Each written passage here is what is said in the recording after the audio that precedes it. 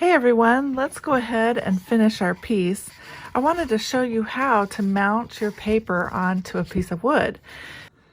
We have a couple choices of art blocks on our website that fit the 8x8 size. And this is the beveled art plaque, and it has the keyhole in the back. You can hang it on your wall or put it in an easel. And then the same thing with this piece. This is our beadboard art plaque that also has the keyhole on the back. I'm going to be adhering my piece to this particular board, and I'm going to start out by sealing the whole piece. Now I'm using the DiXiE all-purpose sealer. It's important to always seal your wood before you paint it or use it in your artwork. It will put a barrier coat between your art piece and the wood. I'm using an old brush to apply my sealer, and I'm going to seal the whole piece, even the back. Sealing the back will prevent warping. So I'm getting the whole top done. I want to make sure everything's nice and smooth. Now you can mix sealer with your paint if you want to do it that way. I tend to like to do my sealer separately though. I just like to make sure my wood is nice and sealed.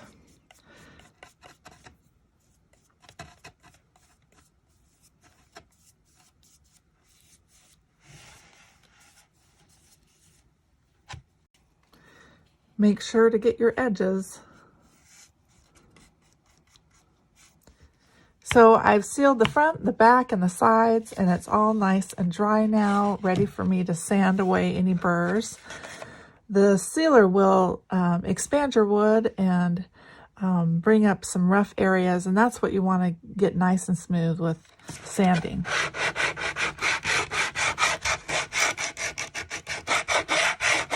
Before I adhere my paper, I'm going to put a whitewash on my board.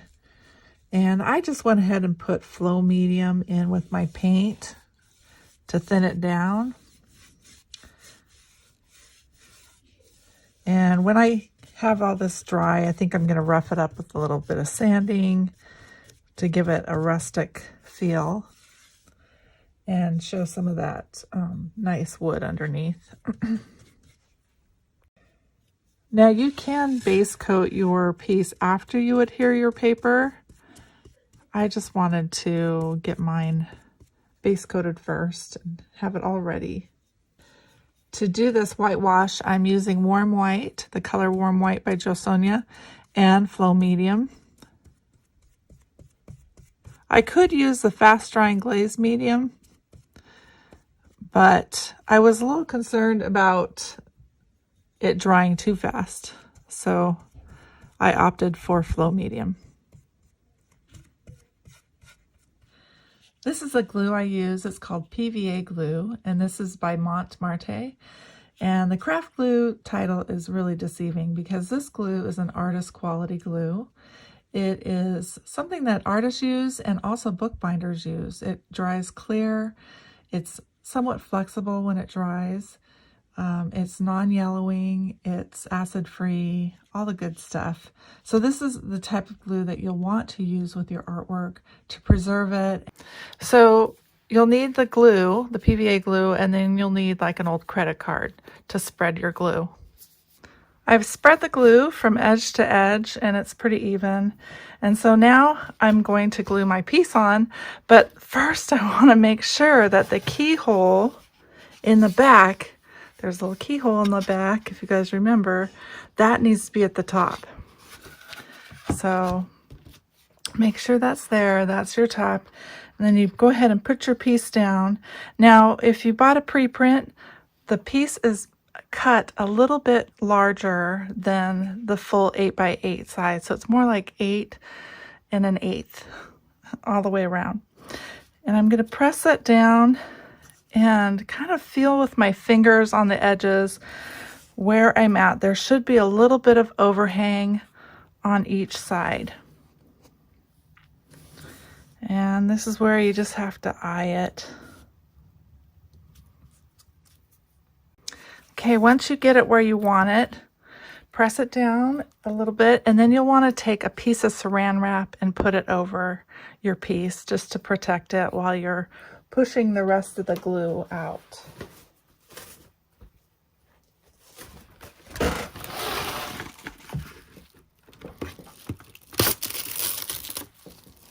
This part you can just kind of press it down. It takes a few minutes for the glue to take hold, but once it takes hold, it's like concrete.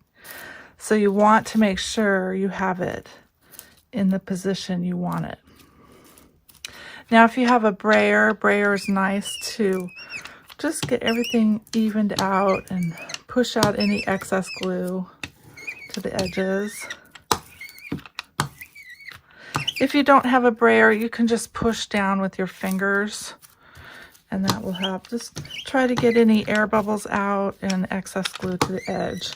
This is where the saran wrap is really nice to have, so your glue won't come back up on the top of your piece. So for the next few minutes, just keep it pressed down until you really feel like it's taken hold and it's not moving around anymore. Once you can tell that it's taken hold and it's really stuck there, you can remove the saran wrap, and then you'll want to take a damp cotton swab, pull up your piece, and remove any excess glue that's oozed out the edges. Just get it nice and clean. There might have been some glue that has come up on the top. You can take that off too.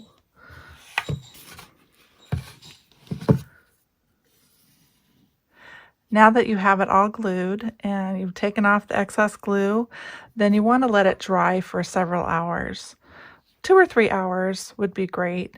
I like to take mine and flip it upside down and then put something heavy on it. So I'm going to take a piece of saran wrap on my desk and then flip it over on the saran wrap and then put heavy books over it. My piece is dry now, and I'm ready to remove the excess watercolor paper on the edges. I have my edge sander, and I'll just get to work. Since I have this beveled edge, it gets in the way a little bit, but you just try and work around it.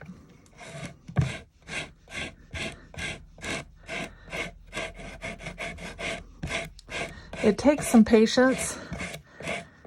I just work on one section at a time and keep moving the edge sander over the piece until that paper is removed.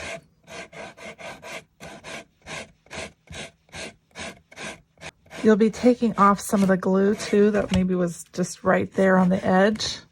So it does take a little bit of patience as you work around your piece. So you just do that all the way around.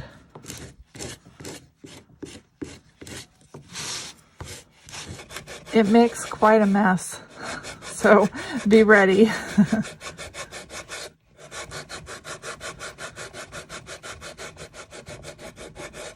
Well, I got all the edges sanded off with my edge sander. All this paper that was extra is off now. And then I took my sanders and went ahead and roughed up the surface and the background to give it that rustic look. If you haven't varnished yet, this is the time to do it. Make sure you have that fast drying glaze medium barrier between the varnish and the surface. You never want to put varnish directly over your pencil work. It will just smear it all over the place and you'll have a big mess. So to avoid that, always put your fast drying glaze medium over your piece first, and then you can varnish. I'm using the Josonia matte varnish to cover my piece, and I'll want about 3 to 4 coats. To make sure your varnish is well mixed, it's best to just open up the bottle. I usually just take my stylus and go to the bottom and really get it all nice and stirred. It's not really enough to shake your bottle or roll your bottle, however you try to mix it. To do that, it's best to just get in there and really stir it up well. Now just use a clean dry brush and your varnish and slip slap it on the surface. Use a light touch and a light coat.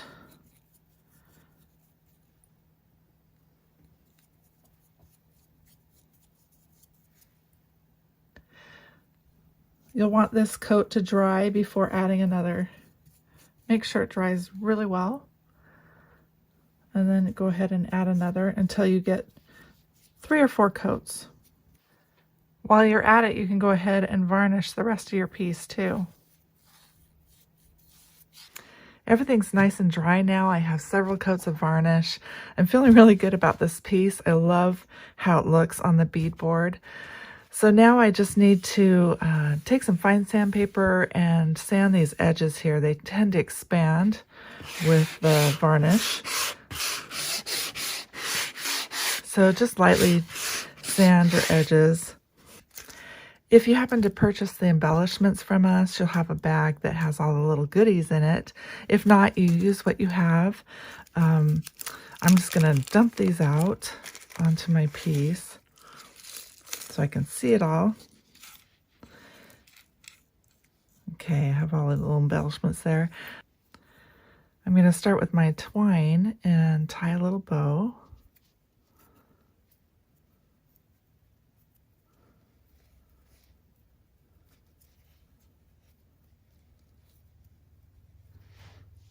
There we go. It's going to go right there. I have this PVA glue that I mentioned before. Now, because we are using PVA glue, we can adhere all our little embellishments over our varnished piece and not worry about it coming off later or flaking off. This PVA glue is so strong. It's like cement. So I love to just wait and do all the embellishments till the very end after I've done all my varnishing. So I have this rhinestone pickup tool that I'll be using to place my embellishments. And then I also put a little puddle of glue on my paper towel. And you can just take like a stylus to add your glue. So I'm going to just put a dot of glue where I want to place the embellishments. I'll start out with the large pieces.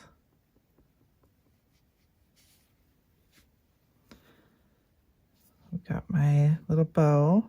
I'll hold that for a minute or so till it takes hold.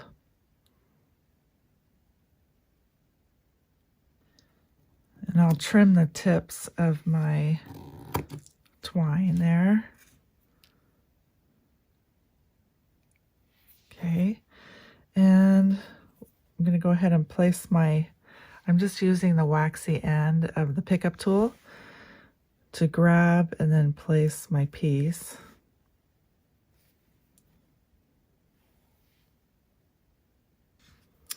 Now a little more glue. I'm going to put that long rhinestone here on the ends of the glasses. Flip that over.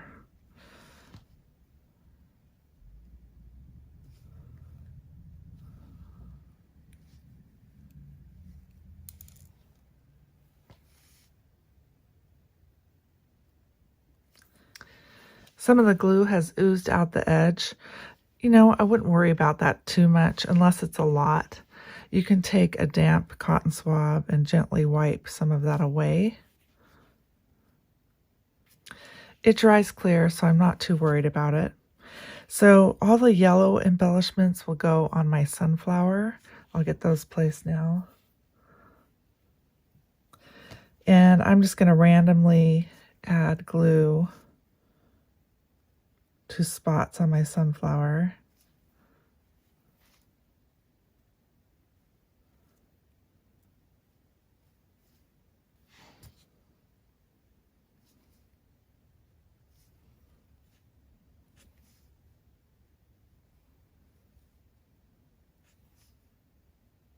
I have all my rhinestones placed. I'm excited because I can display this on the wall or put it in my easel. Thanks for taking this class, you guys. It's always a treat to paint together. If you're interested in any of the products that I showed you today, they're all available on my website at ErikaJoanne.com. The glue, the paint, the brushes, the surfaces are all there. So, well, we come to an end. I have to say goodbye. Please stay safe and paint happy. Ta-ta for now.